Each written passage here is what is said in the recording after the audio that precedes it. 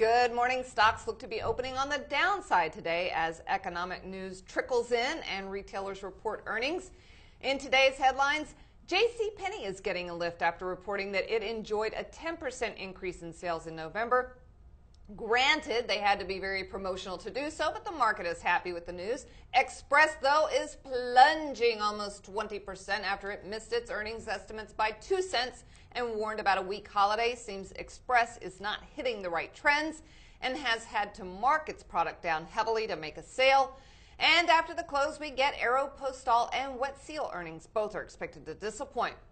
In other news, we got the ADP jobs report out today, and joining me to discuss that report is David Nelson. He is the chief strategist at Bell Point Asset Management. David, the report showed 215,000 jobs were added in November. This is way better than it was expected, and they look like they were pretty decent middle-wage jobs. There's not a lot here for the doom and gloom guys. It was a very good report, but I think a lot of traders out there will realize that the ADP has not had a great track record in terms of predicting the upcoming the Bureau of Labor Statistics numbers that come out on Friday.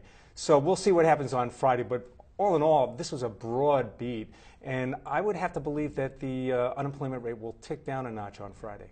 Oh, so that's kind of surprising because, again, usually when you get a good report on ADP, you think, well, I might see a pretty good report on Friday. However, ADP is only private jobs, and of course Friday we'll have the government jobs, get hurt. And that'll be skewed all over the place. But for me, all of this points to a cyclical recovery that's happening well into next year.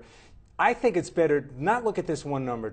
Throw away the 215,000. It's a great number. Go back, average it out over the last 6 months. You'll probably see that it averages about 175,000.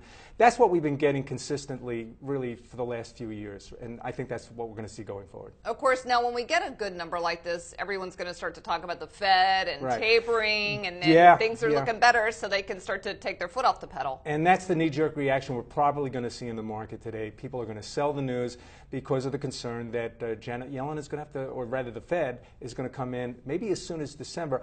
I don't believe that to be the case. We have ongoing negotiations that take place in the early part of the year. I don't think the Fed's going to do anything until the later part of the first quarter. All right, we get housing numbers shortly. What do you expect there? Well, the consensus is at 410,000. I don't think it's the number per se that people are looking at. I think the big concern in housing is what's going to happen next year. I think everyone is under the realization that interest rates are likely to rise. What does that mean for housing prices and, more importantly, housing sales? All right. Thanks, David, for joining us. That's David Nelson. He's with Bell Point Asset Management. Of course, as David said, Friday is going to be the big number, and we will be here giving you that information live. That's it for While I'm Broad. I'm Deborah Borchardt. Good luck trading, everyone.